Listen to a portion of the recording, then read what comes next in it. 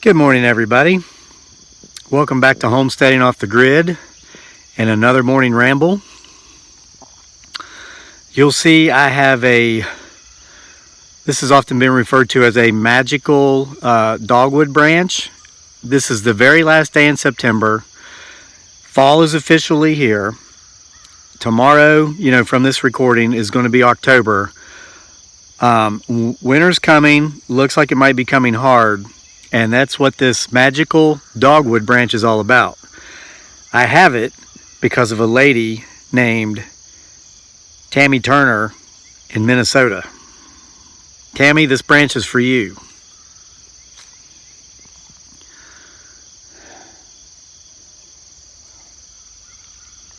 Now, Tammy inspired this branch because Tammy left a comment last night in one of our videos that it snowed in Minnesota.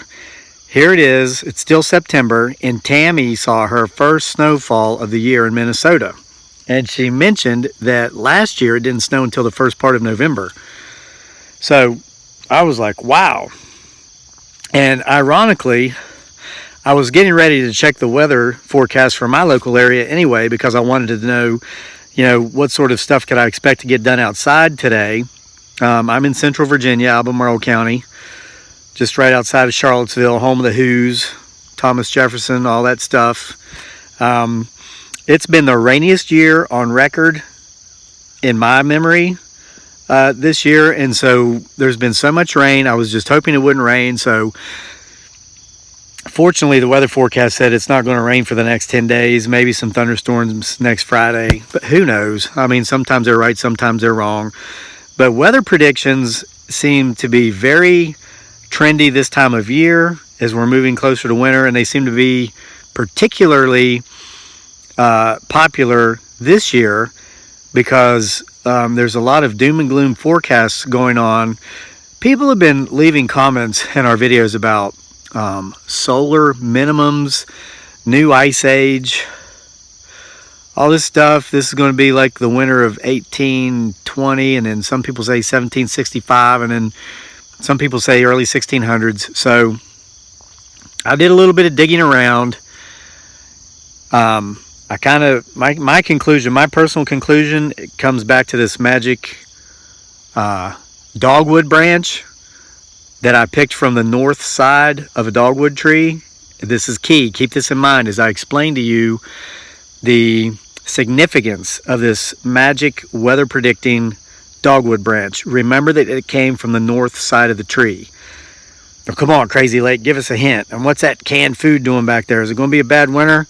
Well, I don't know. I go by the mast. That's what I've always done. I've always gone by the mast, and this year we've noticed that it is heavier than it has been the last couple of years. Now, I was living overseas most of the previous decade before the last couple of years, almost 6 years in the Philippines. I was in the Middle East for a year, Iraq. But before I left the country, a lot of things changed while I was gone. It's almost, I feel like I came back to a different country. But nature still seems to kind of be the same. So I'm going to stick with this magic dogwood branch winter weather predictor. Now, here's the significance of the north side of trees. You've probably heard it said that if you're in the woods and you want to get a good general idea of direction, if you don't have a campus or whatever, or a compass, not a campus, those are on the universities, but a compass. Look for moss on trees, and when you find a tree, let's say you find a tree that only has moss on one side, that's probably the north side. Or if you find a moss-covered tree, the moss is generally thicker on the north side. That's because the sun never shines on that side.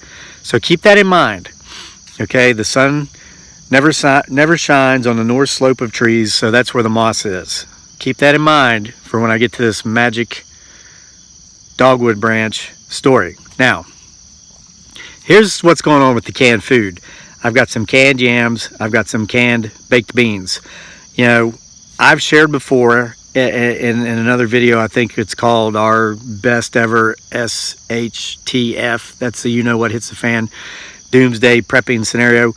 We're not by nature doomsday preppers. We reasonably prepare for reasonable circumstances, and if a massive storm is on the way, we'll like when Florence was supposed to come through here and wipe us off the map, which it didn't, we'll make sure to take a double take and see, are we certain we have everything covered? What else do we need to do? And if there is anything, we'll do it. But we don't have a 20-foot deep bunker out here on the homestead anywhere. We don't have the radiation masks and all these things. But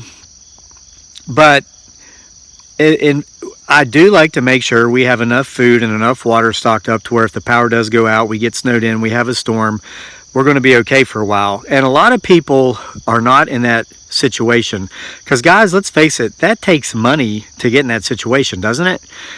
Well, that's why I brought up 1 can of yams and 1 can of baked beans. I want to tell you kind of how I stay prepared. We've heard the expression, slow and steady wins a race. And, you know, something I learned when I first got out of college, I didn't attend the university, that's UVA. I did go to a university. And so, you know, sometimes I take little jabs at the intellectual elitist types. I have a college degree, but I just try, you know, like Mark Twain says, I always have tried to make sure not to let my education get in the way of my learning. But when I first got out of college, I spent 8 years as a stockbroker. Hated that job. Hated it. There's one thing I liked about that job that I absolutely loved, and that was sitting down and talking with people. And the people I sat down and talked with predominantly were retirees. Why? Well, like they used to tell us in the business, why did Jesse James rob banks? It's where the money was. I mean, that's who had the money, right? And the retirees, I heard so many of them say that when it comes to money, it's all backwards. When you're young, when you have a family, when you have a mortgage, when you have car payments, when you need to buy all these things, you don't have any money. You're working your fingers to the bone and you never have enough. But then as you get older, your kids grow up, they move out of the house, you get the house paid off, the cars are paid off. The kids are out there, young adults, taking care of themselves in most instances, and you've accidentally accumulated a little bit of a nest egg. So now that you're older and you don't need money, you have more than you've ever had. I heard that story so many times from the older folks I used to work with. But there's something, I started paying attention. How did they accidentally get all this money they said they don't need? Well, they just a little, you know, every now and then. Gosh, I remember a story, and trust me, this has everything to do with winter weather, HAARP, solar minimums, all these doomy, gloomy things you're seeing in the news about this winter's weather forecast, Farmer's Almanac predictions, and remember there's 2. Old Farmer's Almanac says mild winter, new Farmer's Almanac says terrible, nightmarish winter. So anyway, this one guy, he's dead now. I looked him up when I came back to the U.S., but he died while I was gone. He would be like 90 if he was still alive. I'm not going to say his name. He's probably still got family. But he had something like $400,000 worth of Bank of America stock at the time I was dealing with him. You know how he got it? In the late 1940s or early 1950s, he had just come back from World War II. He was a young man. Somebody he went to high school with was selling shares in a local bank they were trying to start. You guys know where I am. So a lot of old timers around here will remember this, the Bank of Green. So this guy bought 10 shares of the Bank of Green to help his buddy out. Forgot he even had it. As years go by, the stock split. They started paying dividends. They were reinvested. Bigger banks bought the smaller bank. Bigger banks bought those bigger banks. Lo and behold, you fast forward up into the early 1990s. I forget the name of that bank it was because I used to do business with them, but then they were bought out by Bank of America. So now here's this guy. At the time, he's like 80 years old. $400,000 worth of Bank of America stock that he accidentally came across because he bought 10 shares of the Bank of Green in 1950-ish. And every time Bank of America paid a dividend, he got like, I think it was like $6,000. So every 3 months, he's getting a check for $6,000. And he didn't need it at this time. So anyway, that is why I have these canned yams and these baked beans right here. We're talking about winter. We're talking about being ready, whether it's going to be a nasty winter or not. You know, things happen where power goes out. Anything can happen. You might get snowed in.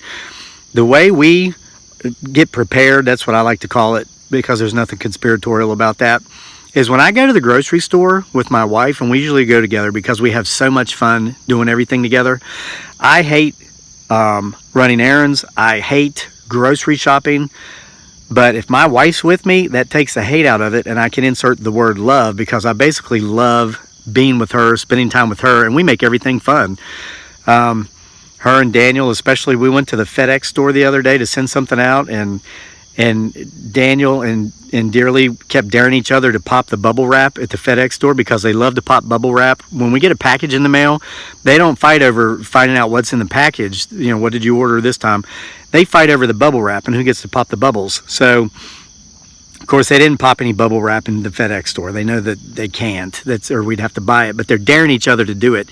And there's this stodgy old lady just looking at them, then looking at me like, why aren't you controlling them? Why? Because this is one of the most beautiful sights for my eyes, is to watch my beautiful bride and my darling son having a good time, laughing, smiling, and they weren't disturbing anybody.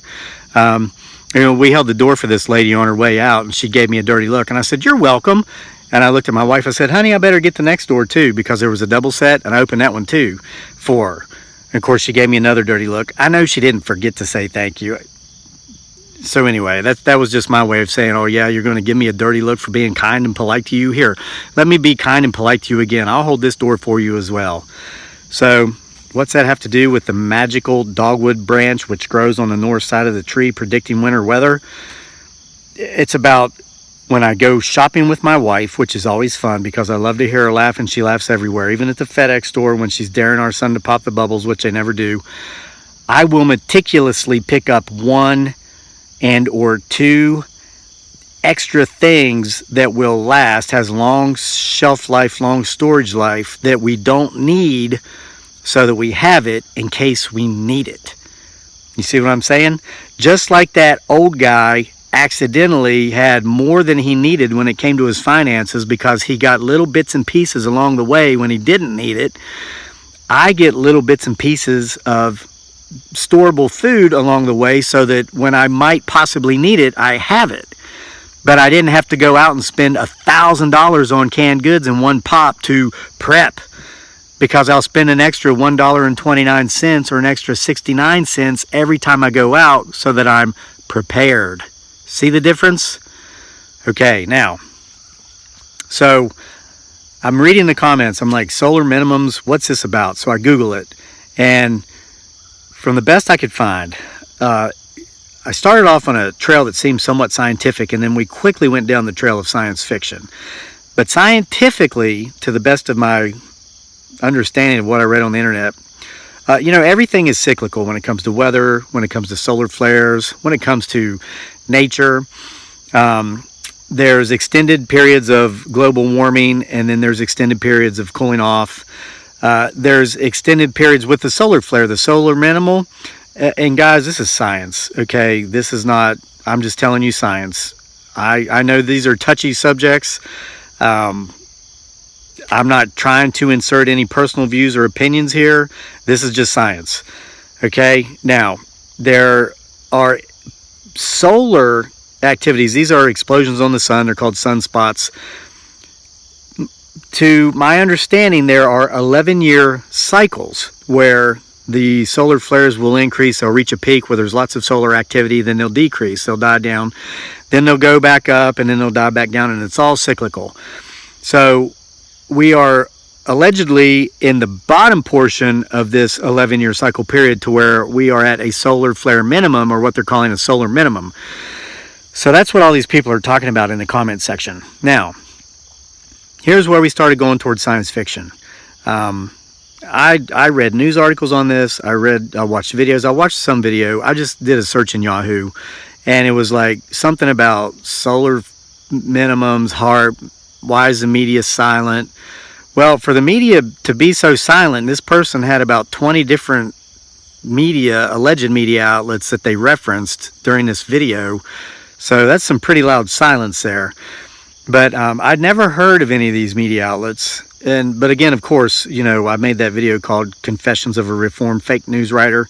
So I have every reason to believe I know exactly where these media outlets came from. It's called GoDaddy.com. Anybody can go to GoDaddy.com and buy a website URL for $3.99 a year. You can use a big, fancy, prestigious sounding name like the university. Put another word behind it and then say .com, and boom, it's yours, you own it. So you could, and this, I mean, I don't know if this site exists or not. This is just for an example, but there could be, you could come up with a name like Weather Predictor Indicator University.com. Put it on there, and if nobody else has that URL, it's yours for $3.99. Then you can write a blog article and say, according to whatever, well, boom, there's your article. And then you have a buddy that has some sort of, say, a YouTube channel, and you can say, hey, make a video about this and say that according to so-and-so, the editor of Weather Predictor Indicator University.com, this is what's going to happen this winter because the experts say so. Bam! You just got an inside view of how fake news is created. So, I was watching some of these reports, listening to some of these reports. Now, here's where the doom and the gloom came in. Here's where we left science and we went down the road of science fiction. I'm going to get blasted for this. I know it, but I don't care. Because, guys, this channel is about being real. I used to do the kind of stuff these people do. It's very lucrative. So some of these articles, some of these videos were saying it's going to be the worst winter since all the Pilgrims starved to death in Jamestown. I know the Pilgrims were up in Massachusetts. They were the colonists, settlers there in Jamestown.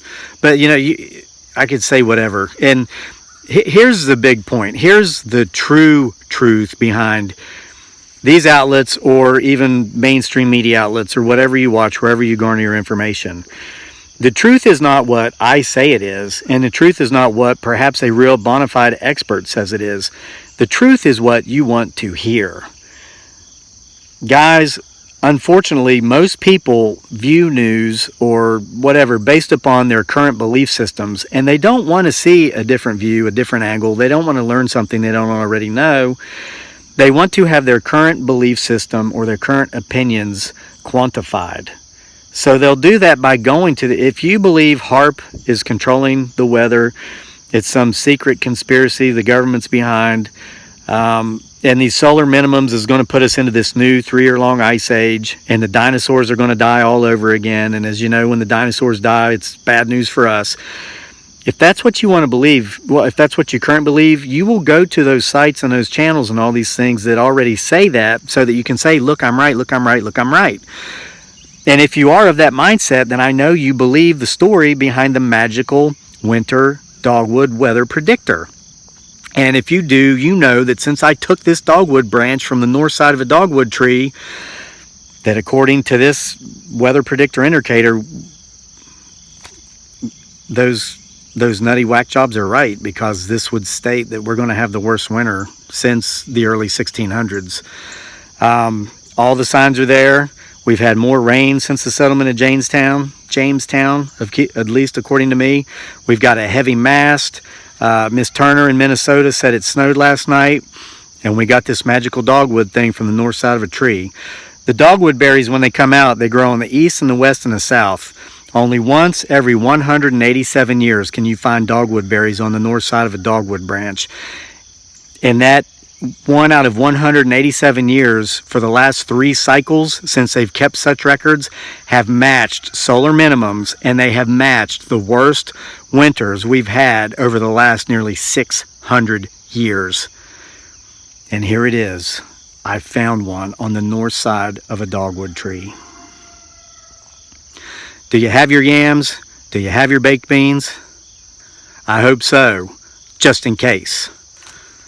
Not because this is going to be one of the 4 worst winters in the last 600 years, because, guys, that story I told you about this magic dogwood tree branch and the berries growing on the north side is fiction. It's not true. I made that up.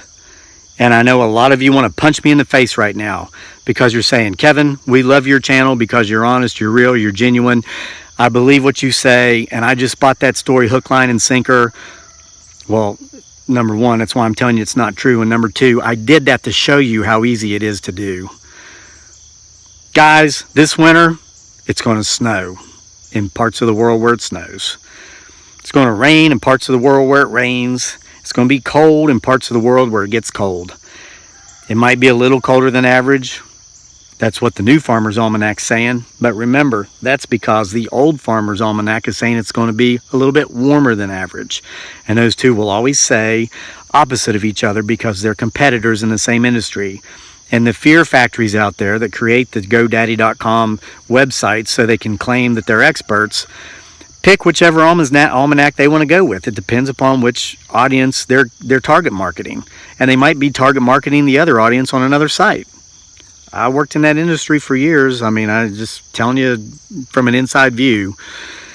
So when I go shopping with Dearly, and her and Daniel are joking around and laughing a little bit too loud for some of the university types approvals in the grocery store aisles, I'm going to keep getting I have enough yams and I have enough baked beans. I'm going to get some of that fruit cocktail and maybe some other things that'll last for a while, but I'm not going to go overboard with it. And I'm going to do it just a little bit at a time so I can collect and we're good for now, but just between now and winter, I'll keep going like the older gentleman who, God rest his soul, bought 10 shares of the Bank of Green and ended up having $400,000 worth of Bank of America stock. I may never need any of this stuff, but I'll have it if I do.